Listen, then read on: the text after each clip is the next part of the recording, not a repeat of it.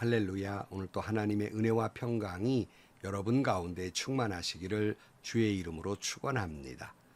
우리 사도행전을 묵상하고 있는데요. 다시 말씀드리지만 사도행전을 성령행전이라고 부르기도 하고 교회행전이라고 부르기도 합니다. 그러니까 교회의 시작은 성령이 임하면서부터 교회가 시작이 됐다 할 수 있겠습니다. 그래서 많은 사람들이 교회를 개척할 때 처음 설립 예배 드릴 때 대부분이 6월 첫 주가 많습니다. 성령 강림 주일이 있는 때지요. 그래서 그때가 교회를 개척하면서 교회의 시작을 알리는 경우가 많이 있습니다.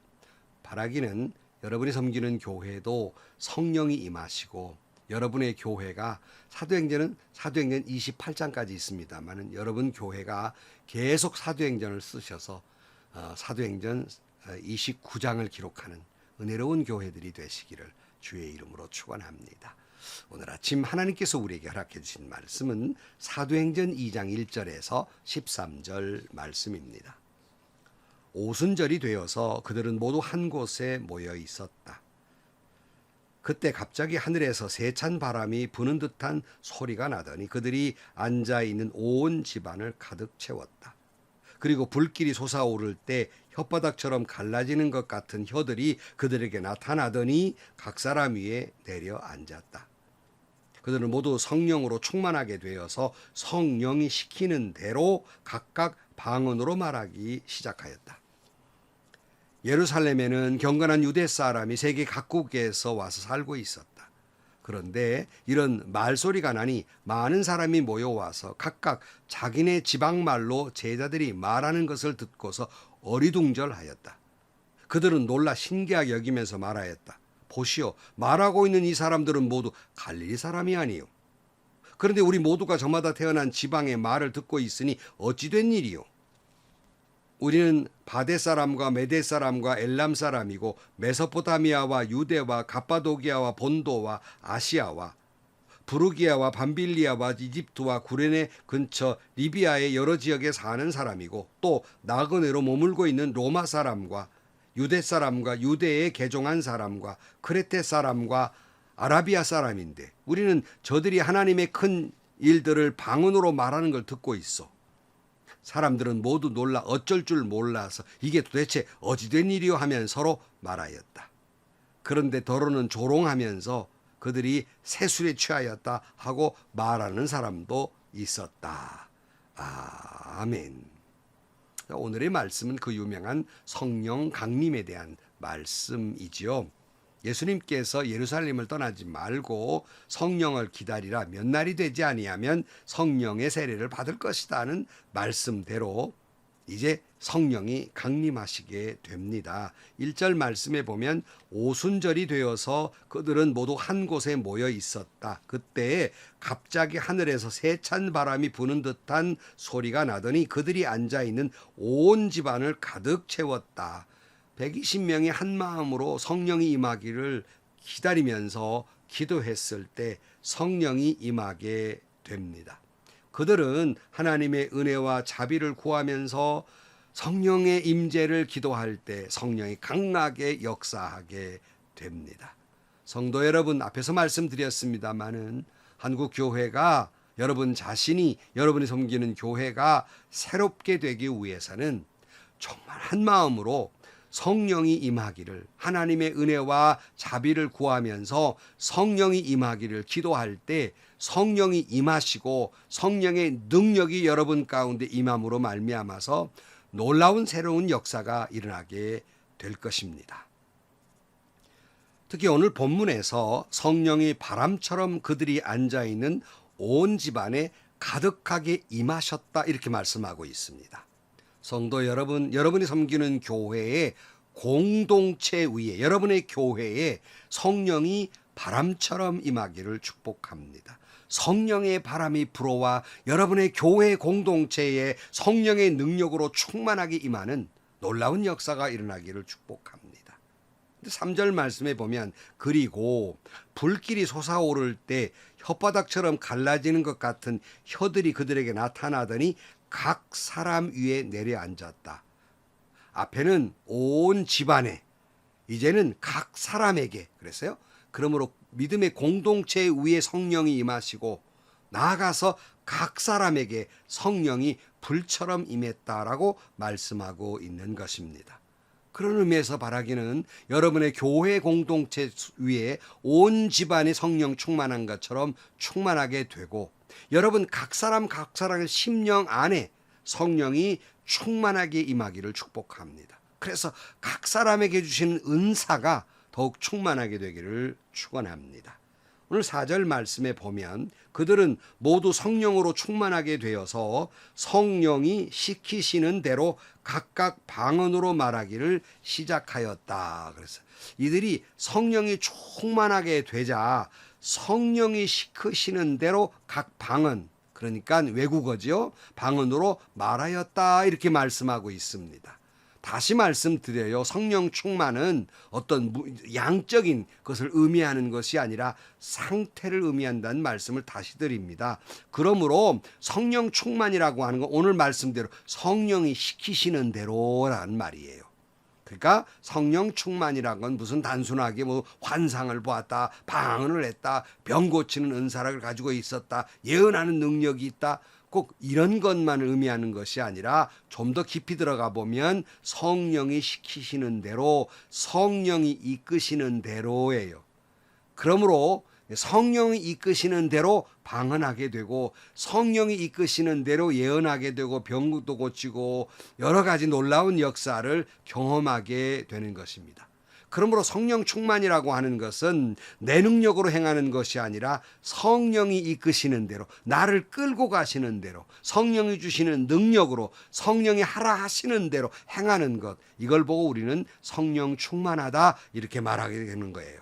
그러므로 여러분이 섬기는 교회도 성령 충만해서 성령이 이끄시는 대로 살아가기를 축복해요. 악령이 이끄는 대로 살아가는 사람이 아니라 내 마음대로 내가 이끄는 대로 내 인생은 내 것이라고 그렇게 사는 사람이 아니라 성령이 이끄시는 대로 그렇게 살아가기를 축복합니다. 그런 과정에서 은사가 여러 가지로 나타나는 거예요. 5절 말씀에 보면 예루살렘에 경건한 유대 사람이 세계 각국에서 와 살고 있었다. 그런데 이런 말소리가 나니 많은 사람이 모여와서 각각 자기네 지방 말로 제자들이 말하는 것을 듣고서 어리둥절하였다. 그들은 놀라 신기하게 여기면서 말하였다. 보시오, 말하고 있는 이 사람들은 모두 갈릴리 사람이 아니요. 그런데 우리 모두가 저마다 태어난 지방의 말로 듣고 있으니 어찌 된 일이요. 그랬어요.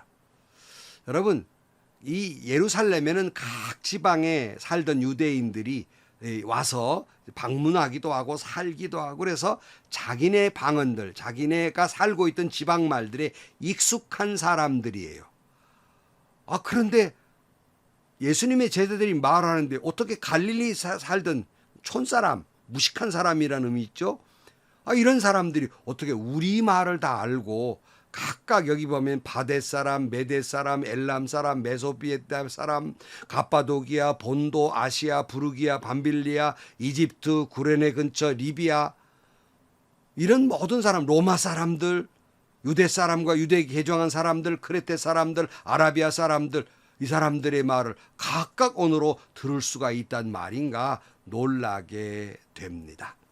자, 여러분 이 말은 외국어가 능통했다 하는 정도로 그런 의미로 해석할 것이 아니라 우리가 인간이 각 나라 말을 쓰게 된 원인을 이렇게 깊이 올라가 보면 잘 아시는 대로 사람들이 탑을 높이 올려가지고 하나님처럼 높아지려고 하는 하나님을 대적하는 일을 벌이게 될 때 하나님이 심판하시면서 바벨탑을 무너뜨리고 사람의 언어를 각각 흩어버리게 됩니다. 소통을 잘하다 보니까 자기들이 하나님 된 것처럼 굴었거든요. 그러니까 그걸 흩어버렸어요. 그러던 것들이 언어의 장벽을 무너뜨린 게 뭔가, 흩어진 사람들이 다시 하나로 모이게 되는 것이 뭔가, 소통하게 된 것이 뭔가, 회복된 것이 뭔가, 성령이 임하니 모두 다 그 말을 이해하고 알아듣게 되었다 하는 말씀입니다. 창세기 11장 4절 말씀에 그들은 또 말하였다. 자, 도시를 세우고 그 안에 탑을 쌓고서 탑 꼭대기가 하늘에 닿게 하여 우리의 이름을 날리고 온 땅 위에 흩어지지 않게 하자. 주님께서 사람들이 짓고 있는 도시와 탑을 보려고 내려오셨다. 주님께서 말씀하시다 보아라. 만일 사람들이 같은 말을 쓰고 한 백성으로서 이렇게 이 일을 하기 시작하였으니 이제 그들은 하고자 하는 것은 무엇이든지 하지 못할 일이 없을 것이다. 자, 우리가 내려가서 그들이 거기에서 하는 말을 뒤섞어서 그들이 서로 알아듣지 못하게 하자. 그랬어요. 언어가 흩어졌어요. 세계가 서로 소통이 안 됩니다. 근데 성령이 임하니까 이 언어가 하나로 회복되게 됩니다. 서로 알아듣게 됐어요. 다시 말하면 이해하게 됐다는 거예요. 다시 말하면 관계가 회복됐단 말이에요. 인간의 언어의 장벽이 무너졌다는 것은 모든 장벽이 무너졌다 하는 뜻을 가지고 있습니다. 성령이 임하면 예수님 십자가 안에서 막힌 담이 다 무너지게 돼요. 하나님과의 막힌 담도 무너질 뿐만 아니라 인간과 인간 사이에 막혀버린 장벽도 다 무너지게 되는 거예요. 편견도 없어지게 됩니다. 성령이 임하시면 편파도 없어지게 됩니다. 성령이 임하시면 교만함도 없어져요. 성령이 임하시면 자기만을 위한 이기심도 없어집니다. 성령이 임하시면 피부 색깔로 사람을 가르지 않습니다. 성령이 임하시면 지방색으로 사람을 가르지 않고 학교 졸업으로 사람을 가르지 않습니다. 성령이 임하면 지식의 정도로 재산의 정도로 사람을 가르지 않습니다. 성령이 임하면 교회 안에서도 니파 내파 서로 파벌 싸움하지 않습니다. 성령이 임하면 예수 안에서 하나가 된다는 말씀입니다. 바라긴 한국교회에 성령이 임함으로 말미암아 각 교파와 교단으로 갈라져 버린 한국교회가 하나가 되는 역사가 일어나기를 축복합니다. 아니, 거창하게 한국교회 갈 것이 아니라 여러분이 섬기는 교회는 하나입니까? 이파 저파로 나뉘고 서로 삼삼오 끼리끼리 모여있는 것, 그 하나님 앞에 벌받을 일입니다. 여러분, 서로 간에 끼리끼리 모인 것이 아니라 성령이 임하면 하나가 되는 거예요. 소통하게 되는 겁니다. 이 놀라운 축복이 임하기를 축원합니다. 여러분, 하나가 되는 것은 사람들이 착각해요. 무슨 법이나 제도나 정관이나 무슨 김정은처럼 사람을 억누르면 하나가 된다고 착각을 합니다. 여러분, 끼리끼리 모여서 야합하고 권모술수하고 권력을 힘을 과시해서 하나가 되는 것이 아니올시다. 교회가 하나가 되는 길은 십자가 밑에서 성령이 임함으로 말미암아 비로소 하나가 될 수 있는 것입니다. 교회가 하나가 되고서야 복음을 땅끝까지 전할 수 있지 않겠습니까? 교회가 하나가 돼야, 하나로 사랑해야, 서로 한 몸이 돼야 세상을 향해 예수는 사랑이라고 전할 수 있지 않겠습니까? 오늘 한국교회는 성령 충만함으로 말미암아 하나가 돼서 당당하게 예수는 사랑이시라고 전해야 되지 않겠습니까?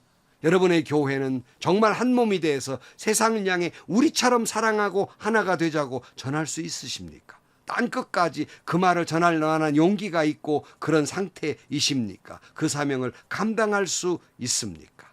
여러분이 섬기는 교회가 예수님 십자가 안에서 성령 임함으로 말미암아 하나가 되는 놀라운 역사가 임하기를 축복합니다.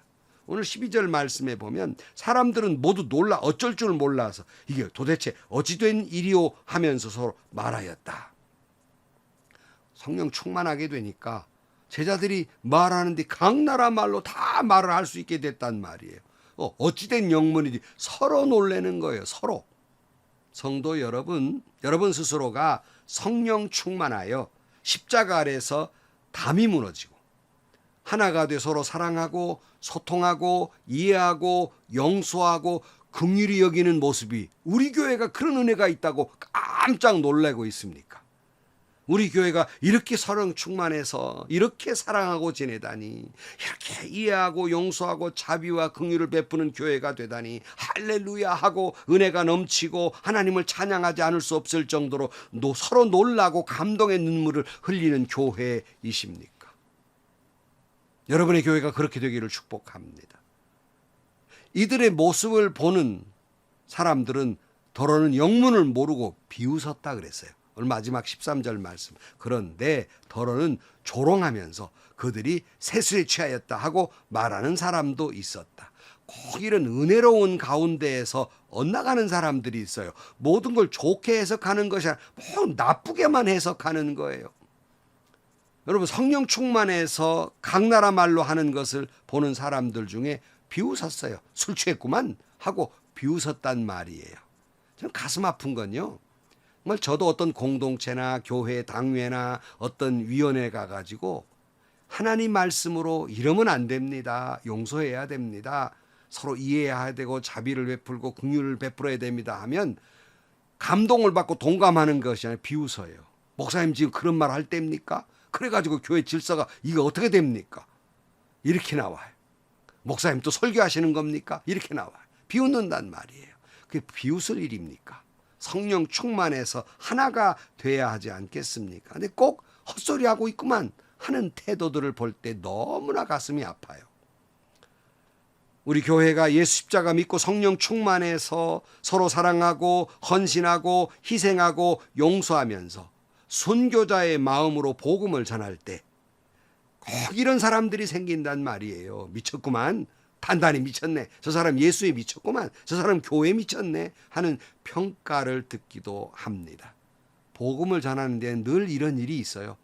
그런 일 당한다고 마음 상해하지 마십시오. 그들은 이해할 수 없기 때문에 그렇습니다. 예전에 초대교회의 별명 가운데 하나가 굴러다니는 불덩어리라는 별명을 가지고 있었어요. 그러니까 그들이 성령 충만해서 이런 모습이 보이니까 미쳤구만 하다가 저들은 굴러다니는 불덩이 같은 존재들이다 이렇게 평가도 했습니다. 성도 여러분, 여러분이 섬기는 교회는 굴러다니는 불덩어리와 같이 성령 충만하십니까? 아니면 시베리아 벌판 겨울처럼 냉랭하게 식어버리고 감동도 눈물로 말라버린 영적 사막이 되어버린 생기 없는 죽음의 땅과 같은 교회입니까?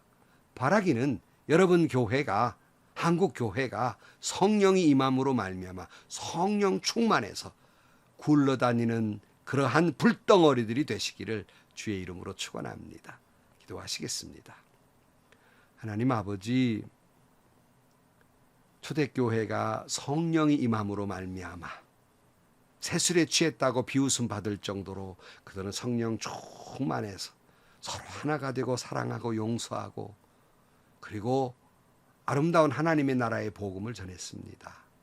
한국 교회 위에 우리가 섬기는 교회 위에 우리 심령 위에 주의 성령이 임함으로 말미암아 굴러다니는 불덩어리들이 되게 하여 주시고 모든 담은 허물어지고 이해도 또는 권력도 또는 어떤 지식의 정도도 어떤 지방도 어떤 파벌도 다 무너지고 하나가 되게 하여 주옵소서.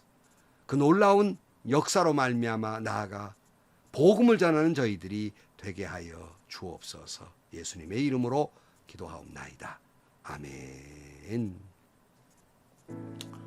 제가 소속되어 있는 장로교회는 좀 냉랭하다는 평가를 받죠. 말씀 중심에 있다 보니까 그런 평가를 받기도 합니다만은 다 이것이 말씀도 충만해야 되고 성령도 충만해야 되지요. 다 균형을 잘 유지해야 됩니다. 바라기는 한국교회가 다시 한번 성령 충만해서 굴러다니는 불덩어리들이 돼서 교단의 담도 무너지고 지역의 담도 무너지고 교회 안의 파벌도 무너져서 하나가 됨으로 말미암아 하나님께 영광이 되고 하나님 나라 복음을 전함으로 말미암아 세상을 감동시키는 교회가 되기를 주의 이름으로 축원합니다. 행복하시고요. 좋은 일이 가득한 하루가 되시기를 주님의 이름으로 간절히 축원합니다.